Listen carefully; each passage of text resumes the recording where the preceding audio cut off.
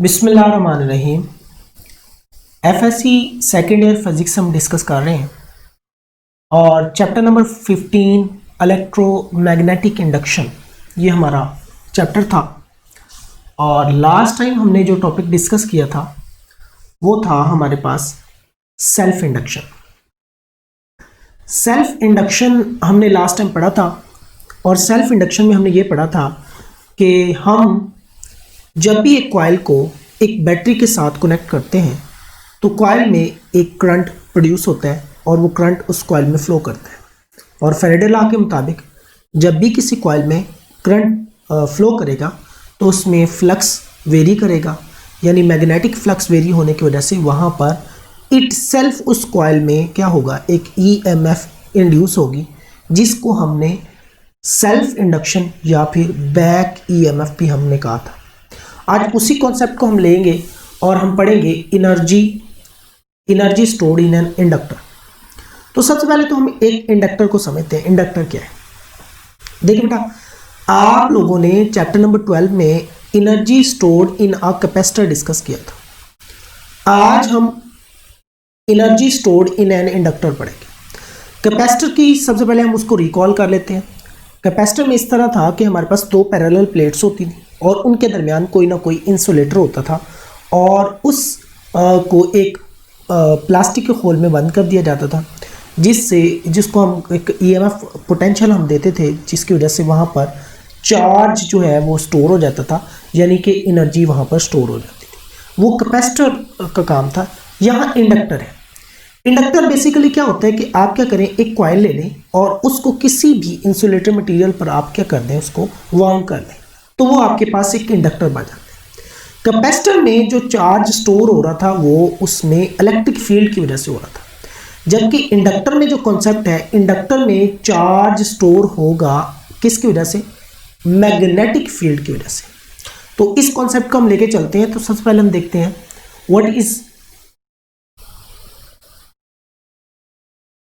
Inductor. तो inductor सबसे पहले क्या है? An insulated coil that offers very small resistance to DC current but offers a high resistance to AC current। तो अब देखें, हम इस इंडक्टर के साथ एक कॉइल, एक बैटरी कनेक्ट करेंगे जो हमें क्या करेगी, DC करंट देगी। और DC करंट जो है जब इस इंडक्टर में फ्लो करेगा तो इस इंडक्टर में क्या होगा, एक मैग्नेटिक फील्ड डेवलप होगा। तो मैग्नेटिक, आपको पता है करंट स्टार्ट में ज़ीरो होता है और उसके बाद करंट वक्त के साथ साथ बढ़ता जाएगा, जिसकी वजह से क्या होगा, जब करंट बढ़ेगा तो करंट में एक वेरिएशन आएगी। करंट मिनिमम वैल्यू से मैक्सिमम वैल्यू की तरफ जा रहा है तो करंट चेंज होगा। Change in current magnetic flux change करेगा। मैग्नेटिक फ्लक्स चेंज करने की वजह से वहाँ पर एक इंड्यूस्ड ईएमएफ पैदा होगी जो इंड्यूस्ड करंट प्रोड्यूस करेगी, जो अप्लाइड करंट के अगेंस्ट आएगा।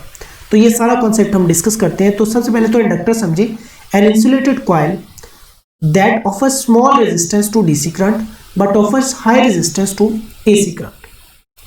अब इसमें एनर्जी स्टोर किस तरह होती है एक इंडक्टर में? तो देखिए, energy stored in magnetic field of an inductor. तो मैंने आपको बताया कैपेसिटर के केस में इलेक्ट्रिक फील्ड था, जबकि इंडक्टर के केस में क्या है, मैग्नेटिक फील्ड की वजह से एनर्जी स्टोर हो रही है। अब होता है कि work done by the battery to move charges against the induced EMF. तो वर्क डन कितना होता है वो देखिए हमारे पास आता है, that is W is equal to half LI square. जबकि आप याद करें तो कैपेसिटर के केस में यहाँ पर W is equal to half CV square था। यहाँ L की जगह C था और I स्क्वायर की जगह V है। तो ये वहाँ पर हमारे पास C कैपेसिटेंस थी, यहाँ पर L जो है वो इंडक्टेंस है जो हमने लास्ट टॉपिक में डिस्कस किया, और वहां पर V स्क्वायर पोटेंशियल था, यहाँ पर I स्क्वायर करंट का स्क्वायर है। तो अब देखते हैं इंडक्टर, ये स्केच में शो किया हुआ है, ये एक इंडक्टर है। यहाँ देखें, ये इंसुलेटेड मटेरियल है जिसको हमने एक DC सोर्स के साथ कनेक्ट किया है और ये स्विच है, यहाँ से करंट इसमें फ्लो करता है। करंट फ्लो करने की वजह से इसमें एक मैग्नेटिक फील्ड प्रोड्यूस हो जाता है। जो मैग्नेटिक फील्ड क्या करता है, जो करंट हम दे रहे हैं और इस मैग्नेटिक फ्लक्स की वेरिएशन की वजह से जो इसमें पैदा हो रहा है, उसकी वजह से भी एक इंड्यूस करंट पैदा होता है, जो दोनों करंट्स को क्या करता है, अगेंस्ट वर्क करता है। अब ये हो रहा होता है कि यहाँ जो बैटरी है ये करंट प्रोड्यूस कर रही है, जबकि इसमें जब ये करंट फ्लो करता है, क्योंकि आपको पता है जैसे बैटरी से हम ये स्विच ऑन करेंगे तो करंट जीरो वैल्यू से आई तक जाएगा, यानी कि कंटिन्यूसली वो इंक्रीज कर रहा है। जब करंट वेरी करेगा तो इसमें हमारे पास क्या होगा, मैग्नेटिक फील्ड पैदा होगा। ये मैग्नेटिक फील्ड क्या करता है, इंड्यूस करंट को पैदा करता है, जो जिस करंट की डायरेक्शन ये इस करंट के क्या होती है, अगेंस्ट होती है। तो इसकी वजह से फिर क्या करना पड़ता है, इस बैटरी को आई करंट मेंटेन करने के लिए इन चार्जेस पर ज्यादा वर्क करना पड़ता है, और वो वर्क जो है वो इसमें एनर्जी की फॉर्म में स्टोर हो जाता है। इस बात में दोबारा रिवाइज कर देता हूं कि जब हम किसी इंडक्टर को बैटरी से कनेक्ट करते हैं, स्विच को ऑन करते हैं, तो करंट जीरो वैल्यू से आई तक इंक्रीज करता है। जैसे करंट वेरी कर रहा है, और फेरेडे लॉ कहता है जब करंट वेरी करेगा तो मैग्नेटिक फ्लक्स वेरी करेगा, मैग्नेटिक फ्लक्स वेरी करेगा तो वहां पर करंट इंड्यूस होगा, यानी बैक ईएमएफ प्रोड्यूस होगी। अब देखिए इस करंट की डायरेक्शन यहां से इस तरह है, जबकि जैसे ही इसमें ये करंट बढ़ना शुरू होगा, फ्लक्स वेरी करेगा, तो इसमें भी एक इट सेल्फ एक करंट इंड्यूस होगा जिसकी डायरेक्शन इस करंट के अपोजिट होगी। तो ये इन चार्जेस को जो इस डायरेक्शन से इस डायरेक्शन में मूव कर रहे हैं, इन चार्जेस को ये अपोज करेगा। होगा ये कि जब ये इन चार्जेस को अपोज करेगा तो इस बैटरी ने क्या करना है, इस करंट आई को मेंटेन रखने के लिए उन चार्जेस पर पहले से ज्यादा वर्क करना पड़ेगा। और वो क्यों हो रहा है, क्योंकि इस करंट के फ्लो करने की वजह से इसमें मैग्नेटिक फील्ड पैदा होगी। तो मैग्नेटिक फील्ड की वजह से इसमें क्या हो जाती है, एनर्जी स्टोर हो जाती है। तो ये energy stored in an inductor due to the magnetic field है। अब इसकी हम कैलकुलेशन करते हैं। ये सारा हमने इसका कॉन्सेप्चुअल तो समझ लिया, अब इसको हम थ्योरेटिकली हम इसको समझने की कोशिश करते हैं कि किस तरह हम क्या करेंगे, इसको थ्योरेटिकली प्रैक्टिकली हम समझेंगे। तो यहाँ देखें हम इसकी कैलकुलेशन करते हैं। ये हमारे पास, तो सबसे पहले आपको देखें कि हमने ये पढ़ा था कि हमारे पास जो पोटेंशियल डिफरेंस होता है दैट इज डेल्टा वी, वो बराबर होता है हमारे पास W यानी कि work done per unit charge. ये क्यू आ गया हमारे पास। अब जो डेल्टा वी है ये असल में क्या है, वहां पर पोटेंशियल था, यहां पर हमारे पास ये मोशनल ईएमएफ हो जाएगी, और यहां से अगर मैं वर्क डन निकालूं तो W मेरे पास आ जाएगा, W is equal to Q यानी कि चार्ज आ गया हमारे पास, और साथ हमारे पास क्या आ जाएगा, डेल्टा वी की जगह हमारे पास क्या आ जाएगा, मोशनल ईएमएफ, तो जो वो क्या होती है एप्सिलॉन एल। ठीक है जी। अब हमें पता है कि एप्सिलॉन एल किसके इक्वल होता है, एप्सिलॉन एल जो होता है वो हमारे पास होता है बराबर, वो हमने लास्ट टाइम पढ़ा था, एल कैपिटल डेल्टा आई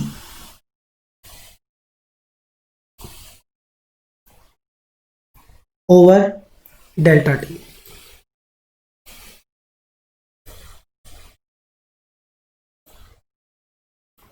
ये हमारे पास हो गया।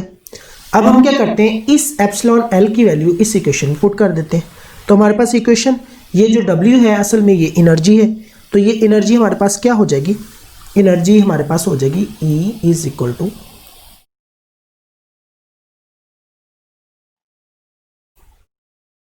ये हमारे पास चार्ज है Q, और हमारे पास ये क्या आ गया L डेल्टा आई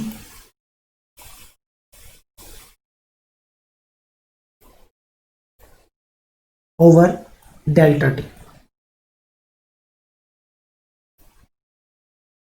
आप क्या करें, इस डेल्टा टी को इसके नीचे लिख लें, यानी इसको रीअरेंज करके लिख लें, तो फिर क्या होगा, हमारे पास एनर्जी आ जाएगी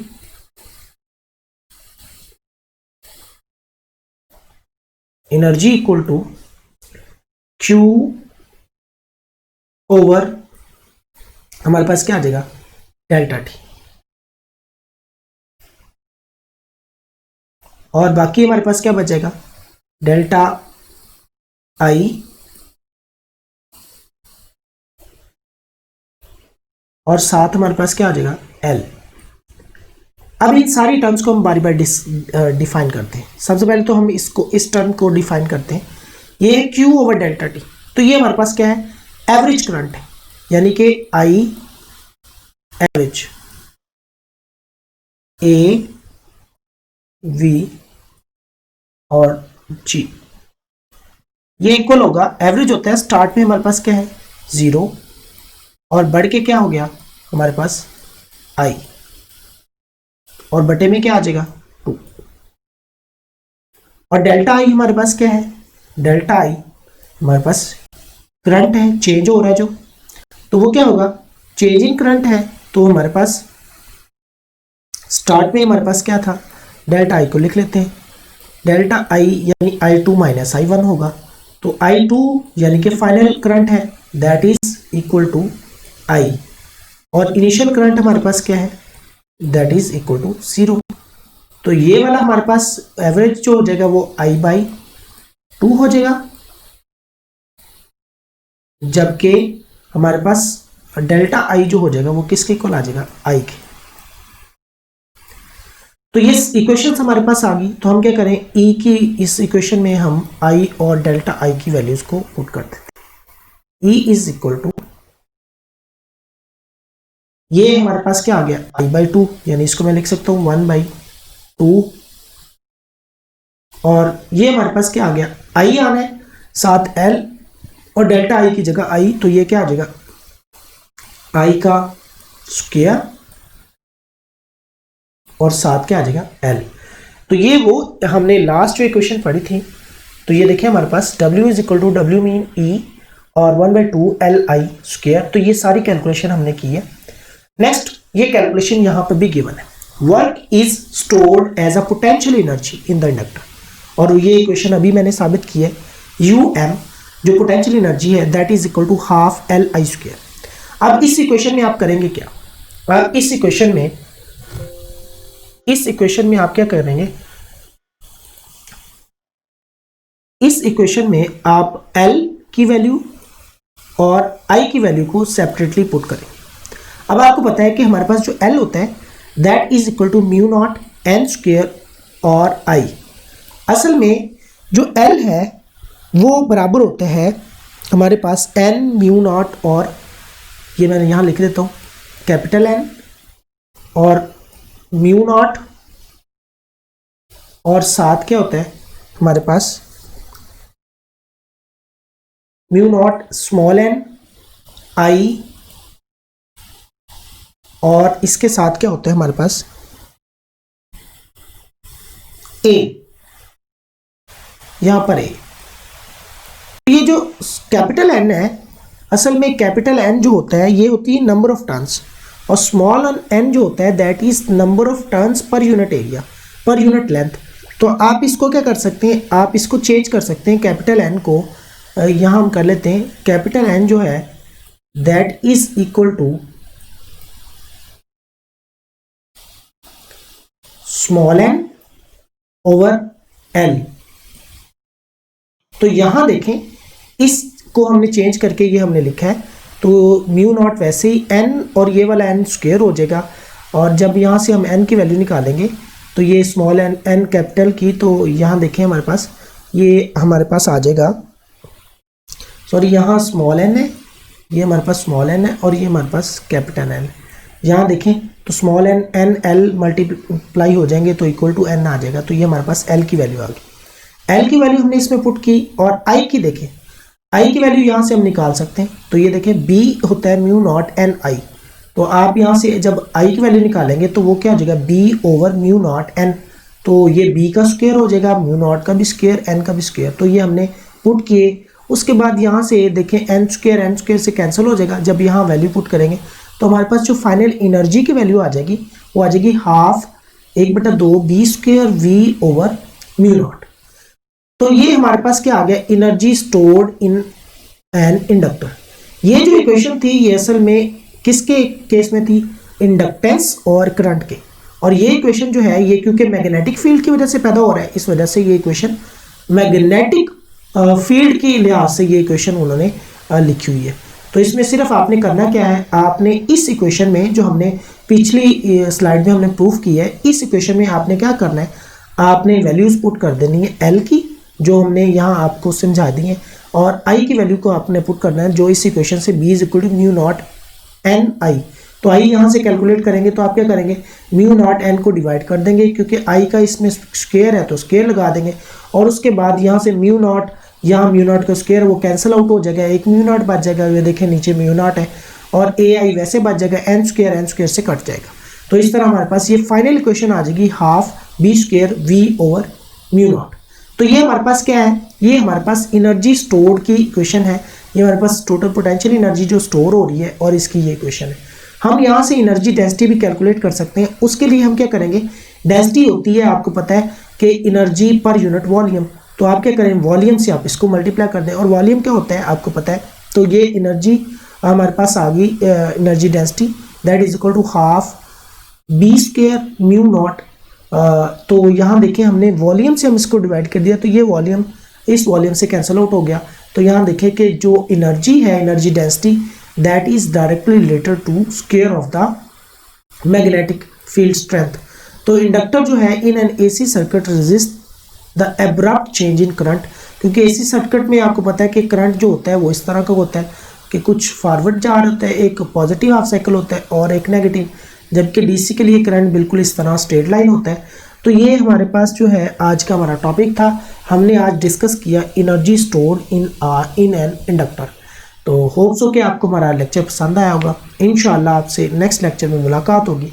अपना बहुत ज़्यादा ख्याल रखिएगा। अल्लाह हाफिज़।